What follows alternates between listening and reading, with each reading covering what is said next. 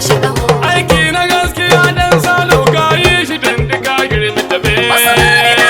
Ba ta kuno. Dila na kan bukatan talaka makidi ku bar shi je kan makada. Hadiyan miyau bai kare azumi. Sahabi dole mun garu da kai. Najeriyar da mai shaida karfafa kasuwanci sai tare da kai. Usman na Lola darakta mun kula yanzu kankara ba ta kuno. Alhaji Bello dan katanga mai jayar step na kumi ba shi kaho. Hadiyan miyau bai kare azumi. Duk wanda ke kada